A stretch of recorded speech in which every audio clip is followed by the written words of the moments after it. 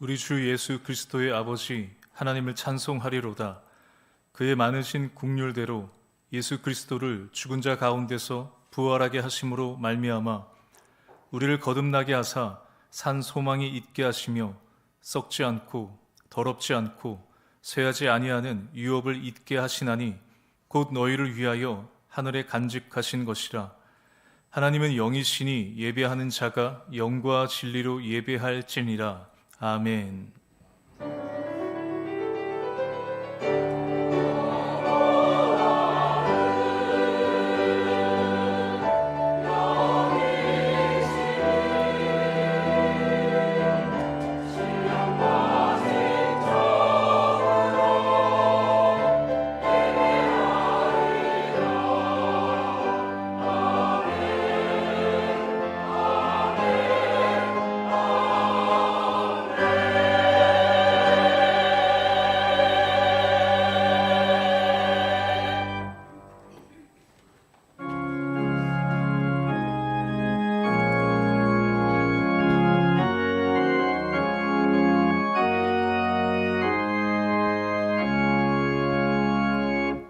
목소리 높여서 주 찬양하여라.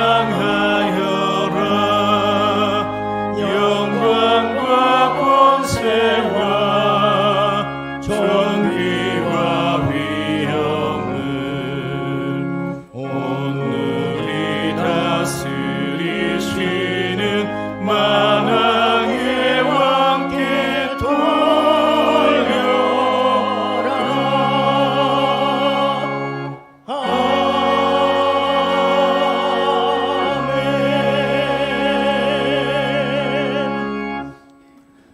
흑암 중에 있는 성도에게 빛이 되시는 하나님 아버지, 주님의 말씀은 고난 중에 위로와 힘이 되시며 저희 심령에 소망을 갖게 하십니다.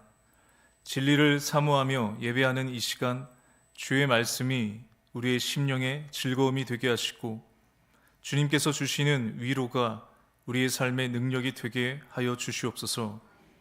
상전의 손을 바라보는 종들의 눈과 같이, 여주인의 손을 바라보는 여종의 눈과 같이 우리의 몸과 마음이 오직 삼위일체 하나님께만 집중되기 원하오니 우리를 도와주시고 사모하는 모든 이에게 은혜 위에 은혜를 더하여 주시옵소서. 예수님의 이름으로 기원하옵나이다. 아멘.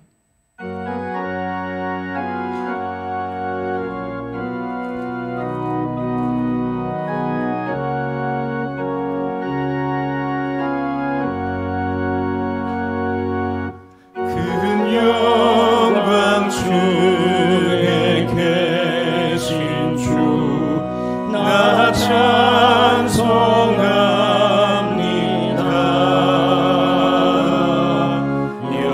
영원히 계신 주 이름 나 찬송합니다.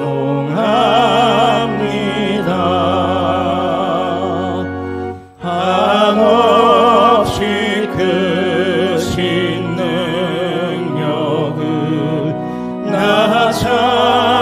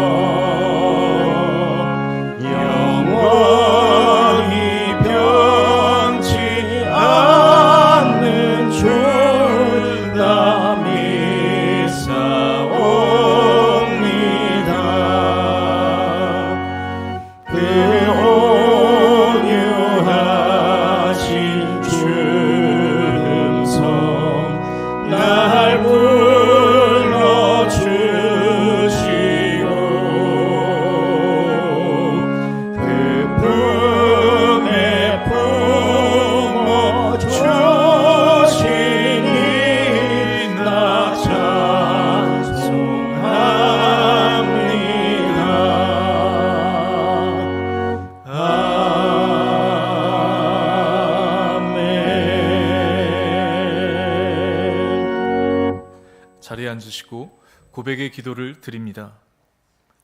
구원받은 성도에게 풍성한 복을 내려주시는 하나님, 저희의 허물을 용서하여 주시옵소서. 저희는 하나님께 받은 은혜가 너무나 많다는 사실을 잊은 채 살고 있습니다. 건강을 주셨으나 당연한 것으로 여기고 감사할 줄을 몰랐습니다. 내 평생에 일용할 양식을 채워주셨으나 줄이지 않게 하셨던 그 하나님의 은혜를 깨닫지 못했습니다. 좋은 부모 밑에서 태어나고 사랑하는 배우자를 만나고 사랑하는 자녀를 허락해 주셨지만 복된 가정을 이루어 주신 하나님께 영광을 돌릴 줄도 몰랐습니다. 감사와 만족을 몰랐던 저희의 죄를 용서해 주시옵소서.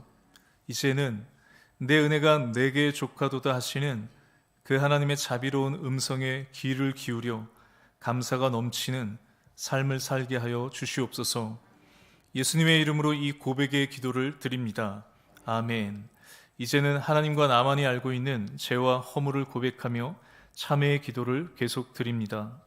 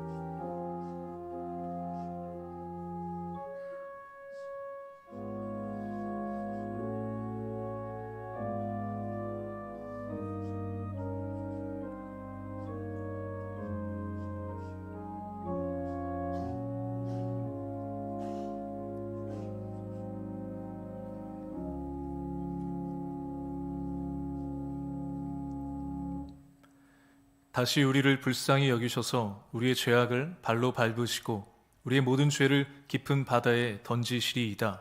아멘. 나는 전능하신 아버지 하나님, 천지의 창조주를 믿습니다.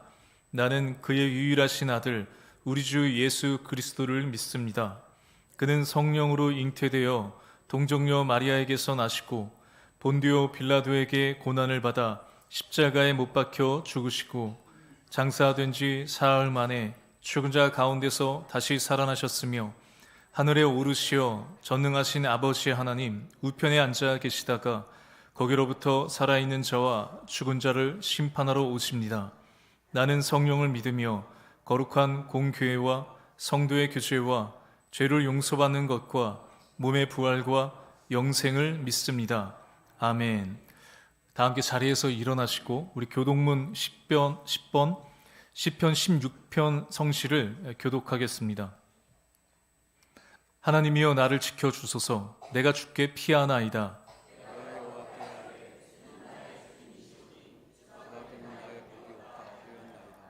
땅에 있는 성도들은 존귀한 자들이니 나의 모든 즐거움이 그들에게 있도다. 나는 그들이 드리는 피의 전제를 드리지 아니하며 여호와는 나의 산업과 나의 잔의 소득이시니 나의 분깃을 지키시나이다.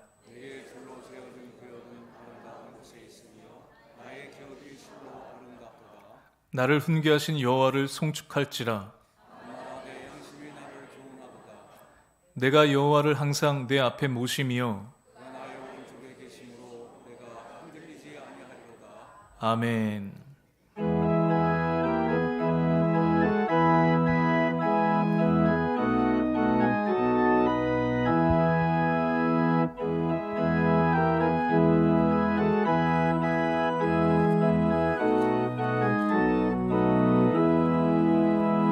거친 세상에서 실패하거든 그 손 못 잡음만 줘라. 고된 일 하다가 힘을 얻으리 그 손 못 잡음만 줘라. 그 손못 자국 만져라. 그 손못 자국 만져라. 주가 널 지키며 인도하시리. 그 손못 자국 만져라.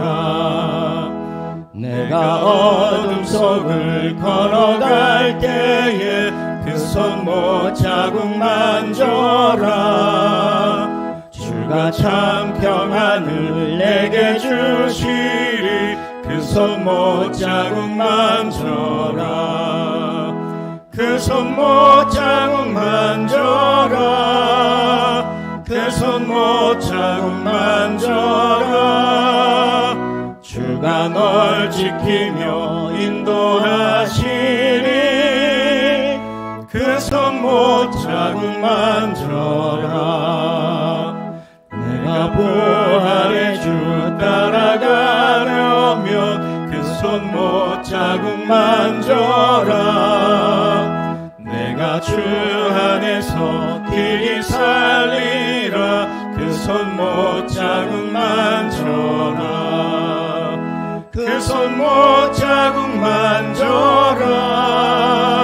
그 손못 자국 만져라. 주가 널 지키며 인도하시리. 그 손못 자국 만져라. 너의 죄악의 짐 무거울 때에 그 손못 자국 만져라. 마음 문 열고서 주를 모셔라. 그 손못 자국 만져라. 그 손못 자국 만져라. 그 손못 자국 만져라. 주가 널 지키며 인도하시리. 그 손못 자국 만져라.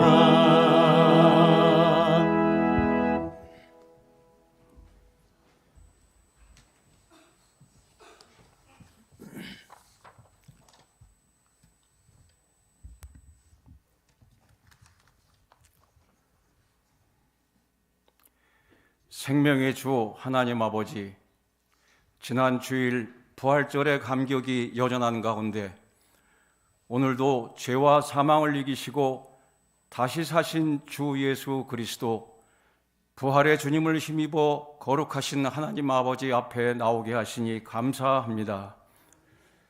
주 예수께서 부활하심으로써 예수님의 십자가가 하나님의 아들로서 우리 죄값을 대신 치르신 대속의 사건이었음을 확증하고 장차 우리에게 임할 몸의 부활과 새 하늘과 새 땅의 보증이 되게 하신 하나님 아버지께 지혜와 존귀, 영광과 감사를 돌립니다. 이 시간 우리의 예배를 기쁘게 받아주시고 은혜가 충만한 시간으로 인도하여 주옵소서.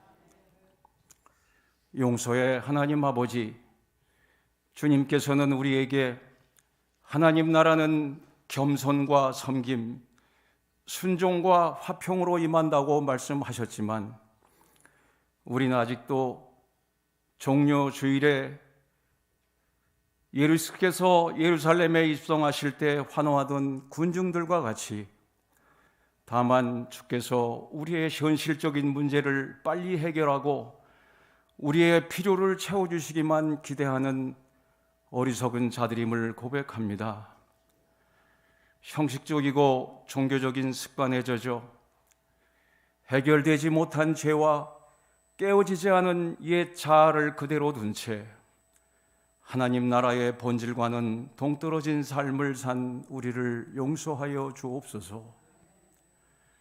주님, 우리를 불쌍히 여기사 생명에 이르는 진실한 회개로 인도하여 주시고 주와 함께 죽고 주와 함께 다시 사는 부활의 능력을 경험하게 하옵소서.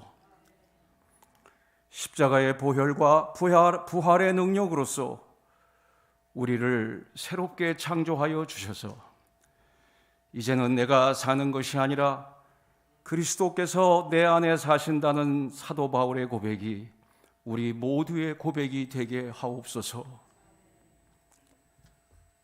말씀으로 역사하시는 하나님 아버지, 이 시간 주의 말씀을 대언하는 이보열 목사님을 성령께서 붙들어 주셔서 선포되는 주의 말씀에 은혜 받기 원합니다.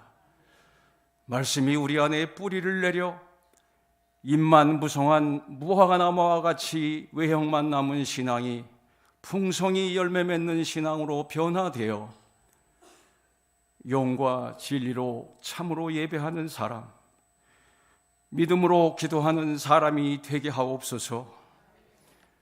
시온 찬양대가 승리의 할렐루야 찬송을 불러 죄와 사망을 이기고 부활하신 주님을 찬양합니다.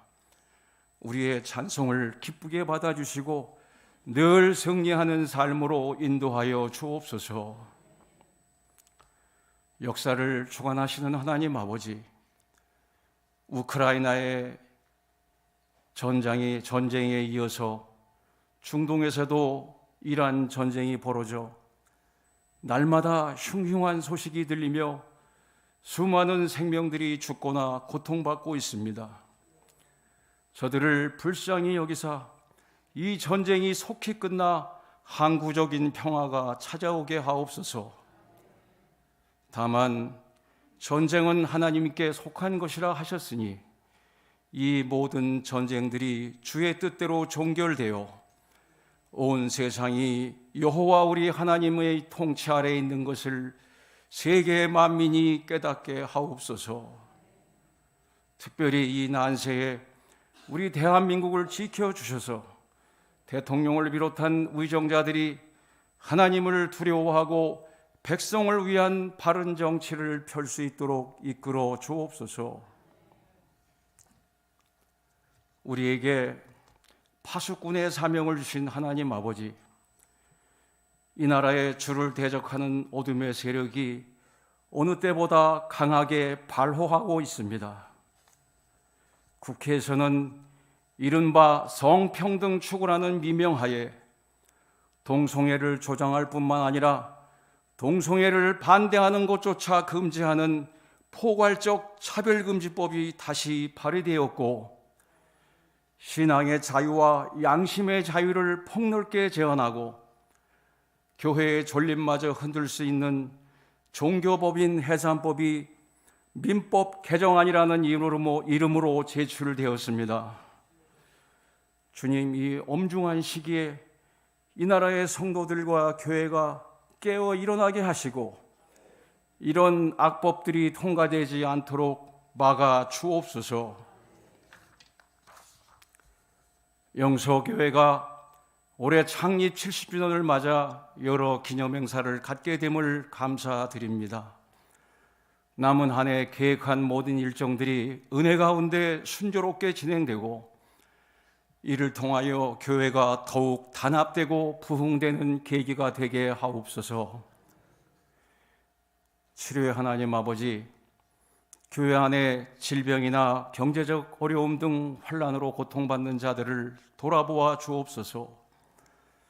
특별히 남산국 담임 목사님이 수술 후 회복 중에 있고 앞으로도 여러 치료가 계획되어 있사오니 주께서 담임 목사님과 영서교회를 돌아보사 치료가 급속하게 진행되어 이전의 건강을 회복할 수 있도록 긍휼을 베풀어 주옵소서.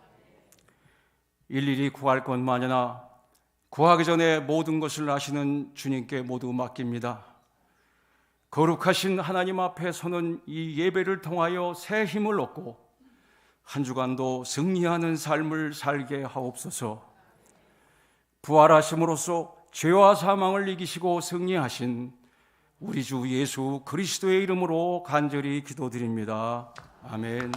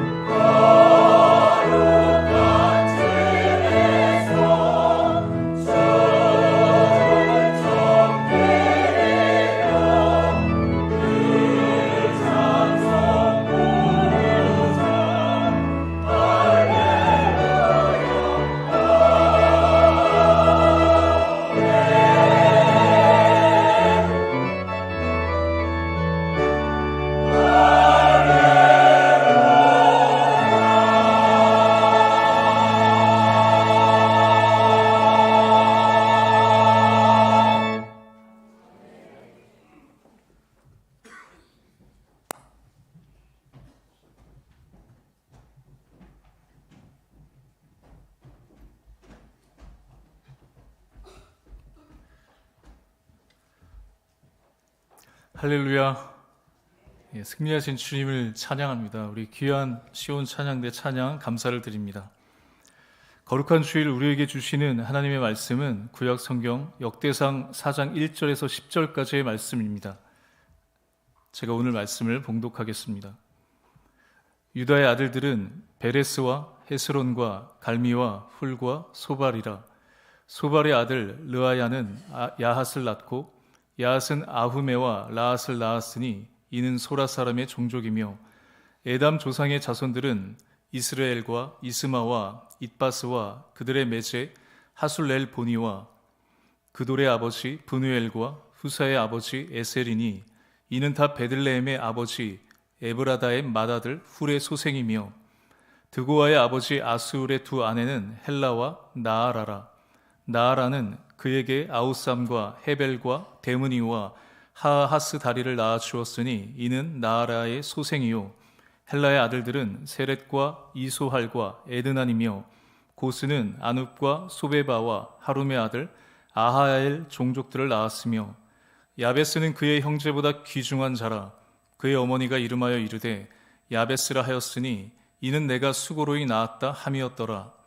야베스가 이스라엘 하나님께 아뢰어 이르되 주께서 내게 복을 주시려거든 나의 지역을 넓히시고 주의 손으로 나를 도우사 나로 환난을 벗어나 내게 근심이 없게 하옵소서 하였더니 하나님이 그가 구하는 것을 허락하셨더라.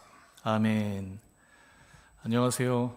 주일 예배 오신 우리 모든 성도님들 환영하고 축복합니다. 오늘은 주님께서 부활하신 후 두 번째 주일입니다. 그 부활의 기쁨으로 가득한 한 주 또 주일 보내시기를 소망합니다. 어느덧 4월이 왔습니다. 이 봄의 따뜻한 날씨가 너무나 좋은데요. 우리 성도님들 4월도 건강하고 또 행복한 그런 한 달 보내시면 좋겠습니다. 4월 한 달 동안 우리가 함께 살펴볼 말씀은 역대상 말씀을 우리가 함께 나누려고 합니다. 특별히 이 역대상이 주목하고 있는 인물이 있는데요. 만약 이 역대상의 주인공을 한 명 뽑으라고 한다면 바로 다윗이라고 할 수 있습니다. 왜 이 역대상이 이 다윗을 주목하는지, 그리고 다윗을 통해서 우리에게 주시는 하나님의 말씀이 무엇인지 함께 살펴보고 또 은혜를 누리면 좋겠습니다. 조금 어렵고 딱딱할 수 있지만 이 역대상의 첫 시작이 무엇으로 시작하냐면 아담으로부터 시작되는 족보가 나옵니다. 역대상 1장 1절에 아담에서부터 누가 누구를 낳고 또 누가 누구를 낳고 이 족보 이야기가 등장하는데 사실 오늘 본문 전체가 역대상 1장부터 9장까지의 말씀입니다. 너무 길어서 생략을 했는데요. 1장 1절부터 4절까지의 말씀을 제가 읽어보겠습니다.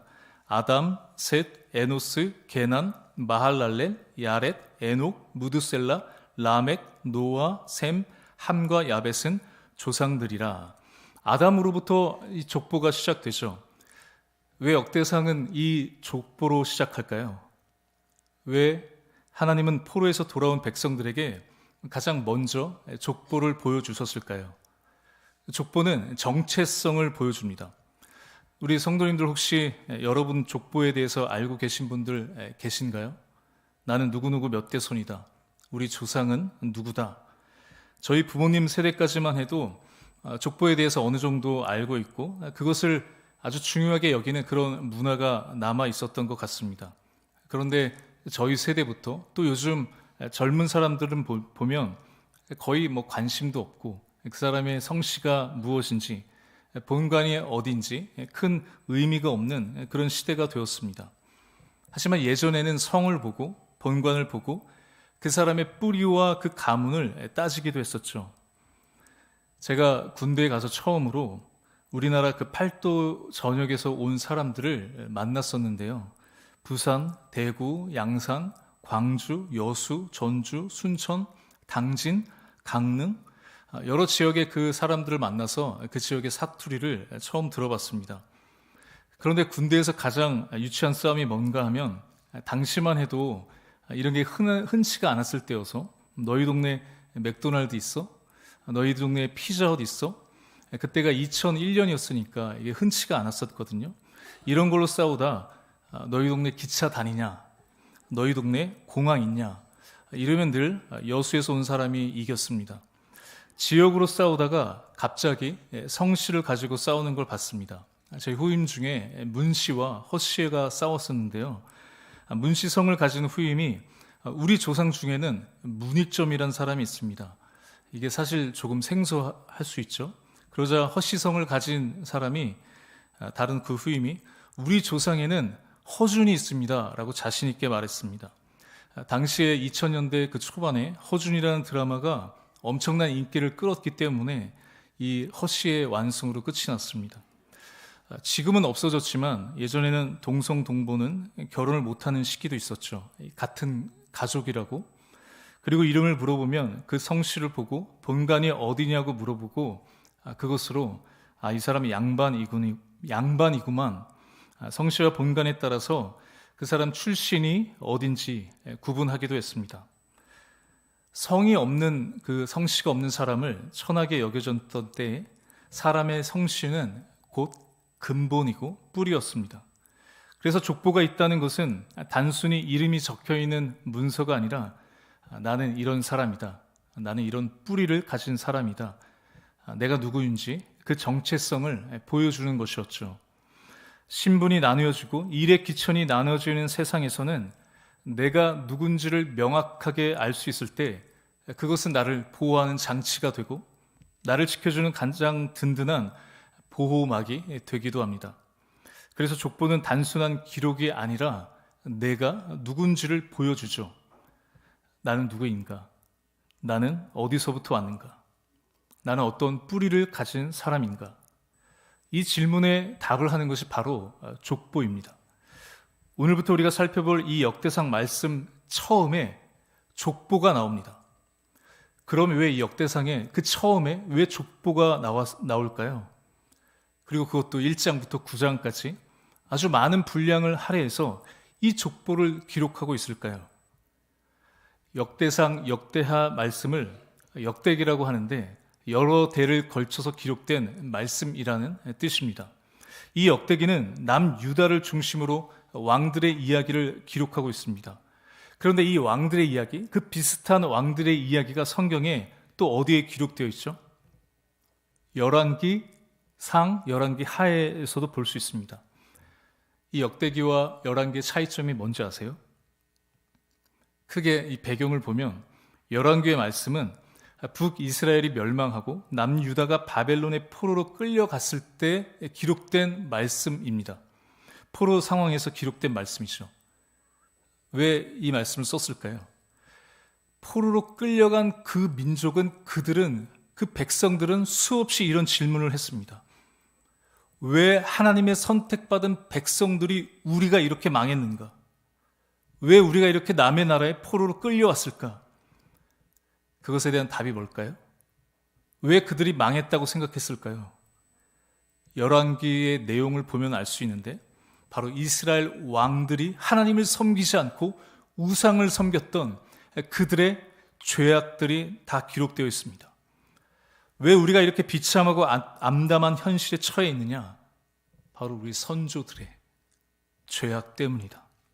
우리가 믿는 하나님이 무능하여 전쟁에서 패배했기 때문이 아니라 우리가 하나님의 말씀을 듣지 않고 따르지 않고 지키지 않았기 때문에 우리 선조들이 우리 아버지의 세대가 그 죄에 대한 심판을 받았기 때문이라는 것을 이야기하기 위해서 열왕기 말씀을 쓴 거죠. 그래서 우리가 다시는 이러한 죄를 짓지 말자. 다시 하나님과의 그 관계를 바로 세우자. 이러한 목적으로 열왕기를 썼습니다. 그래서 열왕기를 참회록이라고 표현하기도 합니다. 그러면 역대기는 왜 언제 쓰여졌을까요? 역대기는 포로로 잡혀간 그 이스라엘 백성들이 다시 예루살렘으로 돌아왔을 때, 유다로 돌아왔을 때를 배경으로 합니다. 이스라엘 백성들이 이미 처절한 그 심판을 경험했습니다. 나라를 잃고 성전도 자기의 모든 삶의 터전도 무너졌습니다. 포로로 쫓겨가 70년의 시간을 수치와 그 고난의 삶을 살았습니다. 예루살렘으로 돌아와도, 고향으로 다시 돌아와도 그들에게 여전히 희망이 있었을까요? 나라를 빼앗기고 주권이 없는 백성들의 여러분 두려움이 뭔지 아세요? 언제 또 이런 일을 겪을지 모릅니다. 언제 또 강한 나라와 그 강한 군대가 우리를 쳐들어와서 우리의 삶의 터전을 짓밟을지 알지 못해서 늘 불안해할 수밖에 없습니다. 그런데 그들에게 더 큰 문제가 있었는데, 더 큰 어려움이 있었는데, 그것은 바로 정체성의 문제였습니다. 실제 그들이 겪는 그 문제, 정체성은 이게 쉬운 문제가 아니었죠. 제가 그 대학교를 졸업할 때 이 졸업 작품으로 하나님 나라에서 우리가 이제 저 천국에서 우린 모두가 다 하나님의 자녀로, 하나님의 백성으로 살아가게 된다라는 그 내용을 가지고 고려인들에 대한 그 노래를 만들어서 발표한 적이 있었습니다. 그리고 제가 졸업을 하고 실제로 몇 년 뒤에 러시아 전도여행을 가게 되었는데, 그때 고려인 사역을 하면서 마지막에 이제 선교사님께서 저에게 이 노래를 불러줄 수 있느냐고 해서 제가 그 고려인에 대한 노래를 부르게 되었습니다. 그런데 그 노래가 끝나고 났을 때 한 고려인 집사님이 제 앞에 와서 펑펑 울고 계시더라고요. 자기는 여기서도 이방인이었고 자기의 그 정체성을 찾기 위해서 한국에도 갔지만 거기서도 이방인이었다고 하셨습니다. 그런데 너의 노래를 통해서 하나님 나라에서 우리가 다 같은 그 하나님 자녀라는 정체성을 확인하고 위로가 되었다고 하시면서 펑펑 우신 적이 있습니다. 내가 어느 나라의 국민인가? 내가 어디 소속일까? 나는 누구일까? 하는 정체성이 사라질 때 그 벽과 같은 단절과 절망감은 말로 설명할 수가 없겠죠. 포로에서 돌아온 자기의 그 삶의 터전으로 다시 돌아온 이스라엘 백성들도 마찬가지였습니다. 나는 누구인가? 우리는 누구인가? 우리는 하나님의 선택받은 백성인데 왜 우리가 이런 고난을 받아야 될까? 그들은 절망 가운데 있었습니다. 그리고 그들은 끊임없이 다시 질문하기 시작합니다. 그러면 심판을 통해서 하나님과 우리와의 그 관계는 이제 완전히 끝난 것일까? 아니면 우리는 여전히 하나님의 백성일까? 하나님은 여전히 우리를 사랑하시고 우리를 돌보고 계시는가? 하나님은 여전히 우리를 언약의 백성으로, 언약의 자녀로 삼아 주실까? 이것에 대한 답을 하기 위해서 그들이 포로에서 돌아왔을 때 바로 이 역대기의 말씀을 쓰게 되었습니다. 그럼 그 답은 무엇일까요? 역대기 1장부터 그래서 이 족보를 기록합니다. 족보를 기록한 목적은 그들의 이 아이덴티티, 정체성을 회복하기 위한 것이었죠. 나는 누구인가? 우리는 누구인가? 너희가 누구인지 잊지 말아라. 너희는 여전히 아직도 계속해서 하나님께서 지켜주시고 하나님께서 보호해 주시는 하나님의 백성이다. 하나님께서 너희와 맺은 그 언약은 여전히 아직도 유효하다. 하나님은 너희를 아직도 지켜주신다. 붙들고 계신다. 이것을 역대기의 말씀이 전하고 있는 겁니다. 그래서 족보에 이름이 기록되어 있다는 것은 잊혀지지 않았다는 거예요. 기억되고 있다는 겁니다. 아담에서 시작해서 노아, 아브라함, 야곱, 유다, 다윗에 이르기까지 그 이름이 계속 이어진다는 것은 하나님의 약속이 끊이지 않고 계속 이어진다는 뜻이죠. 사람은 잊어버릴 수 있습니다. 세상은 그런 이스라엘 백성들을, 하나님의 자녀들을 하찮게 여길 수 있습니다. 현실은 우리를 실패한 사람처럼 보이게 할 수 있습니다. 그러나 하나님은 그러지 않으신다는 거죠. 하나님은 자기 백성들을 잊지 않으시고 그들과 맺은 언약을 끝까지 지키신다는 것을 말씀해 주고 있습니다. 실상 그들의 눈에 보이는 그런 현실은 너무나 초라했죠. 나라가 없어졌습니다. 그 화려했던 영광스러운 그 다윗 시대의 그 영광도 사라졌습니다. 그런데 하나님은 말씀하십니다. 여전히 너희는 나의 백성이다. 여전히 나는 너희의 하나님이다. 나는 여전히 너희를 사랑하고 있다. 이걸 족보를 통해서 말씀해 주시고 있다는 겁니다. 그 내용을 우리가 잘 더 알 수 있는 내용이 오늘 우리가 읽은 말씀 역대상 4장 10절에 나오는 이 야베스의 기도입니다. 족보가 계속 누가 누구를 낳고 쭉 나오다가 이제 유다에 대한 족보가 나오는데 갑자기 한 인물에 대해서 길게 서술합니다. 이것이 길게 나온다는 것은 이것을 강조하는 것이거든요. 주목하라는 거죠. 이것을 왜 기록했을까? 오늘 본문 9절 말씀을 우리 같이 함께 읽어보겠습니다. 시작.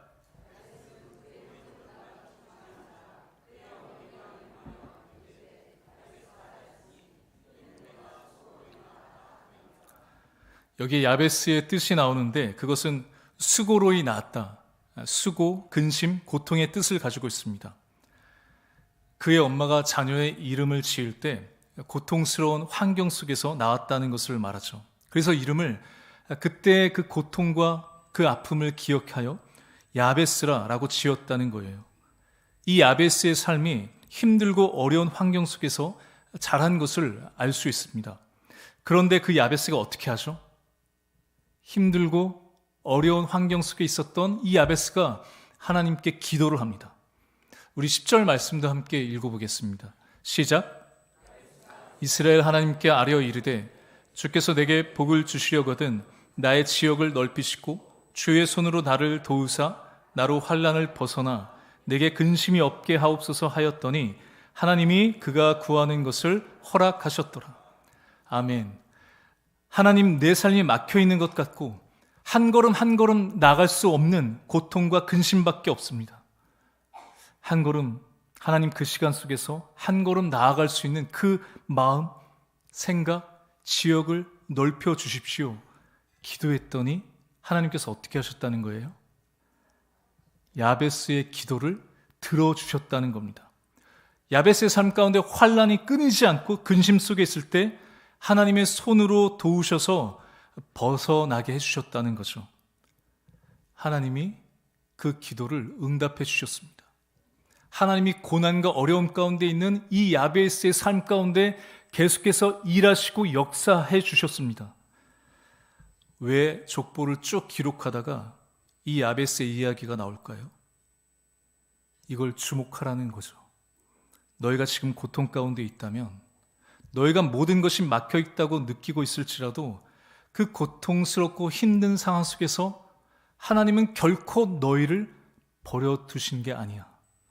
여전히 너희를 사랑하시고 너희를 위해서 일하고 계신다 라는 것을 이 본문을 통해서 말씀해 주고 있는 겁니다.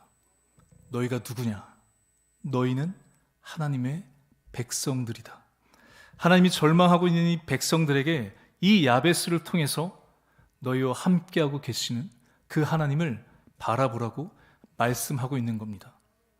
사실 우리가 살아가다가 같은 질문을 할 때가 있습니다. 하나님, 정말 내 삶 가운데 일하고 계십니까? 하나님, 왜 내 인생은 이렇게 막혀 있는 것 같을까요? 왜 내가 기도해도 여전히 내 삶 가운데 아무 변화가 일어나지 않을까요? 하나님, 여전히 나를 사랑하십니까? 여러분 가운데도 혹시 육신의 그 질병 때문에 힘든 분 계실 수도 있을 것 같습니다. 자녀들의 문제로 인해서 그 마음이 무너지는 분들도 계실지도 모르겠습니다. 여전히 관계 어려움, 경제적인 어려움, 앞으로 어떻게 살아가야 될지 답답한 분들도 계실 것 같습니다. 특히 요즘 젊은 세대들, 나는 앞으로 무엇을 하고 살아야 될까? 나는 뭘 잘하는 사람일까? 나는 도대체 어떤 사람일까? 이 질문 앞에서 많이 흔들리기도 하고 때론 이게 낮은 자존감으로 갈 때가 있을 때도 있습니다. 저도 계속해서 그 신대원 입시에 여러 번 실패한 적이 있었습니다. 내가 세상에서 잘 살아보겠다고 하는 게 아니라 하나님을 위해서 목회자가 되겠다고 삶을 바치고 헌신했는데 한 번, 두 번, 세 번 계속 실패하니까 하나님께서 제 삶 가운데 전혀 일하지 않으시는 것 같은 그런 3년의 시간을 보낸 적이 있습니다. 여러분은 혹시 하나님의 일을 한다고 하면서 실패를 경험해 본 적이 있으세요? 어렸을 때부터 교회에 빠지지 않고 20살 때부터 찬양팀을 하고 청년 때부터 교사를 열심히 섬겼는데 취업도 쉽게 안 되고 준비하는 모든 시험도 계속해서 실패하고 내가 교회 직분도 열심히 잘 섬겼는데 오히려 더 내 뜻대로 안 되는 것 같을 때 하나님은 여전히 내 삶 가운데 일하고 계신가? 여전히 내 삶을 인도하는 분이신가? 하나님께서 분명히 나를 통해서 열매를 맺기 원하신다고, 나를 사용하신다고 하셨는데 내 환경을 보면, 내 삶의 실패를 보면 여전히 그 약속이 유효할까? 우리도 질문할 수 있습니다. 그럴 때 오늘 우리가 읽었던 이 역대상 말씀은 계속해서 우리에게 명확하게 말씀해 줍니다. 나의 삶이 흔들릴수록, 내 현실이 막막할수록 가장 우리가 붙들어야 하는 것이 무엇이냐? 나는 누구인가? 너가 누구인지 잊지 말아라. 나의 상황과 환경을 바라보기보다 내가 먼저 누구인지를 기억하라는 것이죠. 이 역대상의 족보가 결국 여러분 어디로 이어질까요? 이 족보를 연결하면 마태복음 1장 1절 말씀을 보면 아브람과 다윗의 자손 예수 그리스도의 계보라. 결국 예수 그리스도의 족보로 연결이 됩니다. 아담에서 시작해서 아브라함과 다윗을 지나 예수 그리스도로 말미암아 우리의 정체성이 완성이 되죠. 요한복음 1장 12절에 이렇게 말씀하고 있습니다. 영접하는 자, 곧 그 이름을 믿는 자들에게는 하나님의 자녀가 되는 권세를 주셨으니 우리는 예수 그리스도로 말미암아 하나님의 자녀가 된 사람들입니다. 이것이 우리의 족보고 이것이 우리의 정체성입니다. 우리 성도님들 요즘 나를 바라보면서 우리의 모습을 바라보면서 어떤 마음을 하루하루를 보내고 계신가요? 겉으로는 괜찮은 것 같은데 속으로는 생각이 많아지고 열심히 기도를 해도 확실히 무언가 보이지 않는 것 같은 그런 시간들 보내고 계신 분들 있으실지 모르겠습니다. 혹 어떤 분들은 몸이 예전 같지 않아서 예전에는 이런 것도 하고 저것도 하고 교회 일도 참 열심히 했는데 지금은 마음은 있는데 몸이 따라주지 않아서 속상한 분들도 계실 것 같습니다. 젊은 사람들도 다르지 않겠죠. 앞으로 내가 뭘 해야 될지, 어디로 가야 될지 앞이 보이지 않고 계속 열심히 준비해도 결과가 안 나올 때, 내가 계획했던 것들이 내 생각대로 흘러가지 않을 때 마음도, 자존심도, 정체성도 흔들리게 됩니다. 요즘 저는 이런 분들의 마음을 조금씩 이해하고 있는데요. 아이를 키우면서 하루하루를 그냥 버티는 것 같고 이게 정말 끝이 있을까 싶을 만큼 지치고 힘든 시간을 보내고 계신 우리 어머니들도 계실 것 같습니다. 이런 시간들을 지나다가다 보면 어느 순간 이런 생각을 하게 되죠. 나는 지금 뭘 하고 있는 걸까? 내 인생에 맞게 가고 있는 걸까? 상황이 어려워지면 우리의 정체성까지 흔들릴 뿐만 아니라 내 스스로가 나를 자꾸 세상의 시선으로 바라보고 내가 어떤 존재인지를 우리가 잊고 살아가게 만듭니다. 그러나 오늘 우리가 읽었던 이 역대상 말씀을 통해서 계속해서 하나님은 우리에게 말씀하신다고 믿습니다. 나는 여전히 너를 주목하고 있다. 나는 여전히 너의 삶 가운데 일하고 있다. 나는 여전히 너와 맺은 그 약속을, 언약을 기억하고 있다. 하나님의 사랑과 그 약속의 말씀이 여전히 우리의 삶 가운데, 여기 계신 모든 우리 성도님의 삶 가운데 유효하다고 말씀하시죠. 비록 몸이 아플 수도 있습니다. 비록 우리의 삶의 형편이 어려울 수도 있습니다. 비록 이전보다 우리가 할 수 있는 것들이 줄어들 수 있습니다. 그러나 그것이 우리의 정체성을 무너뜨리지는 못합니다. 암에 걸렸다고 해서 하나님의 종으로서 그 정체성이 사라진 게 아닙니다. 우리가 나이가 들었다고 해서 하나님의 부르심이 사라진 그런 존재가 아니죠.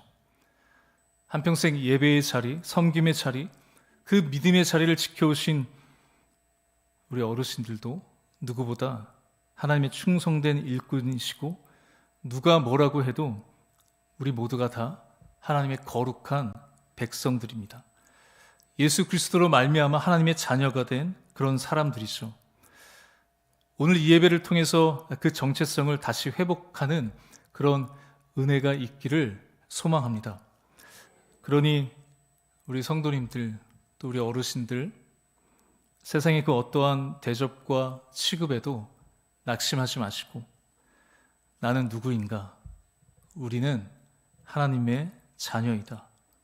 우리는 하나님께서 사랑하시고 돌보시는 하나님의 백성이다. 하나님의 영광스러운 그 아들로 딸로 가장 존귀한 그 정체성을 가지고 이 4월 한 달 이 믿음으로 담대히 살아갈 수 있는 저와 여러분 우리 모두가 되시기를 주님의 이름으로 축복합니다. 기도하겠습니다. 하나님 감사합니다. 오늘 말씀을 통해서 우리가 누구인지 다시 깨닫게 해주시니 감사를 드립니다. 세상을 살아가면서 때로는 우리의 정체성이 흔들리고 나는 누구인지조차 잊어버린 채 살아갈 때가 있음을 고백합니다. 상황이 어렵고 환경이 흔들리고 우리의 마음이 무너질 때마다 우리는 세상의 시선으로 나를 바라보며 그 환경에 갇혀 낙심하고 두려워 살았음을 고백합니다.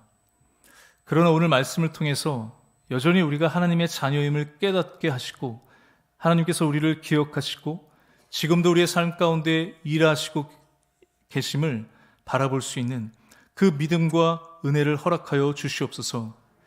특별히 육신의 연약함 가운데 있는 우리 모든 성도들, 마음의 무거운 짐을 지고 살아가는 하나님의 자녀들, 앞이 보이지 않아 답답한 가운데 있는 모든 하나님의 백성들, 각자의 자리에서 여전히 일하고 계시는 그 하나님의 은혜를 경험하게 하여 주시고 오늘 우리에게 주시는 말씀으로 다시 일어날 힘과 믿음을 더하여 주시옵소서. 특별히 하나님께서 세우신 담임 목사님, 온 성도들의 기도를 들어주셔서 이제 기력을 회복하게 하시니 감사를 드립니다. 이제 오늘부터 시작되는 항암의 모든 과정들 함께해 주셔서 일하시고 도우시고 치유하시는 그 하나님의 손길을 경험하며 믿음으로 담대히 모든 과정을 잘 이겨낼 수 있도록 함께하여 주시옵소서. 감사를 드리며 예수님의 이름으로 기도드립니다. 아멘.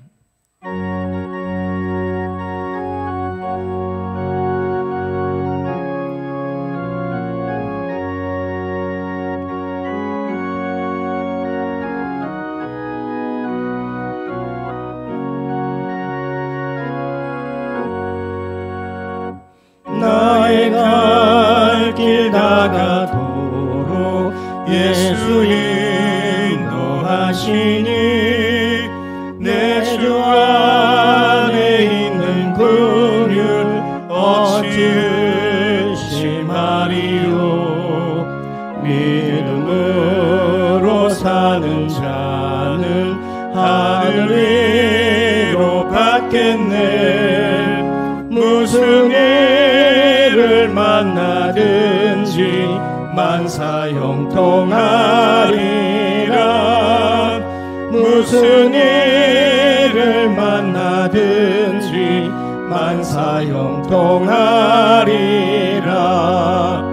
나의 갈 길 다가도록 예수 인도하시니 어려운 일 당한 때도 족한 은혜 주시네.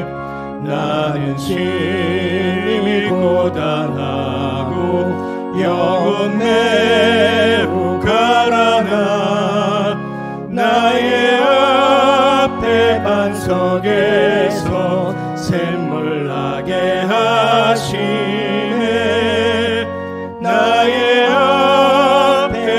속에서 샘물 나게 하시네. 나의 갈 길 다가도록 예수 인도하시니 그의 사랑 어찌 큰지 말로 할 수 없도다. 성령 감화 받은 영혼 하늘 날아갈 때에 영영 부를 나의 찬송 예수 인도하셨네.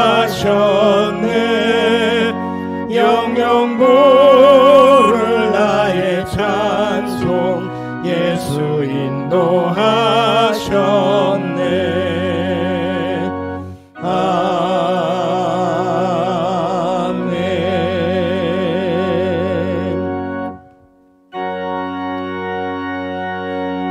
모든 것이 주께로부터 왔으니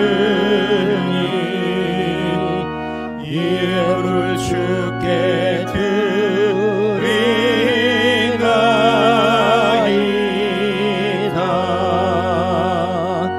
아멘.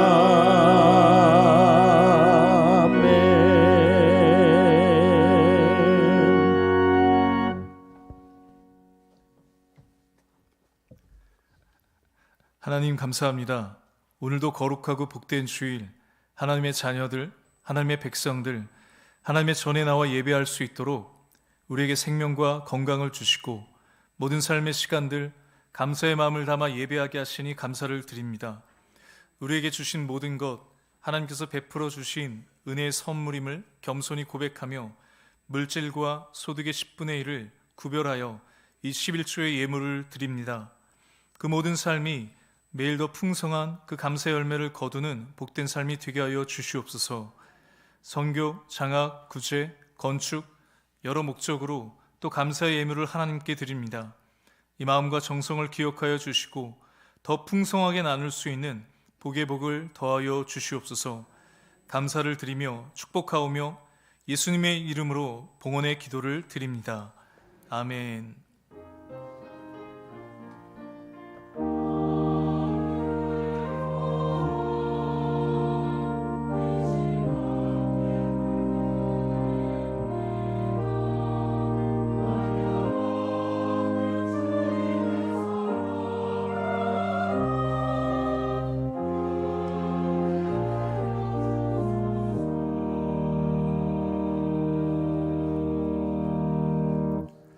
자리에 앉으시고요. 교회 소식 전해드리겠습니다. 모임에 관한 광고입니다. 안수 집사의 모임이 2부 예배 후에 3층 당회실에서 있습니다. 제3, 5 여전도회 2부 예배 후에 4층 예배실에서 모이도록 하겠습니다. 70주년 준비위원회 오후 1시 3층 중고등부실에서 모이도록 하겠습니다. 이번 주 금요 기도회는 교육부 주관 기도회로 드려집니다. 내일 우리 4월 13일 우리 힐링 미술이 개강합니다. 시간은 오전 10시 30분, 장소는 식당입니다. 우리 관심 있는 분들은 방경희 권사님께 문의해 주시면 되겠습니다. 우리 담임 목사님 위해서 또 앞으로 목사님께서 항암을 잘 이겨내실 수 있도록 하나님께서 힘 주시기를 또 함께 계속 기도해 주시면 좋겠습니다. 우리 다 함께 자리에서 일어나셔서 우리 교제의 찬송 우리 나누도록 하겠습니다.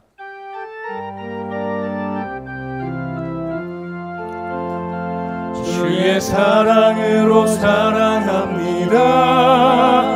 주의 사랑으로 사랑합니다. 형제 안에서 주의 영광을 보며 주의 사랑으로 사랑합니다.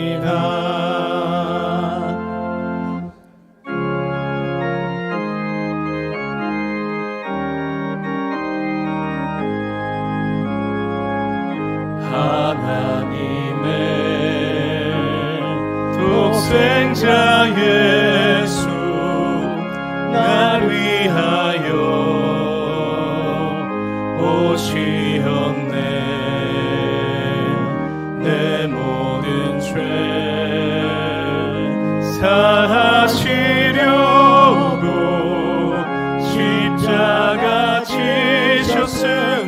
다시 사셨네.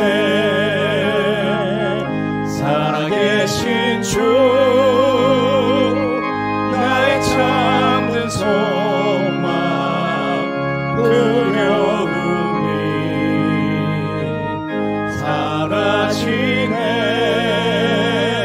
사랑의 주내 갈 길이 또하니 내 모든 삶의 기쁨 늘 충만하네.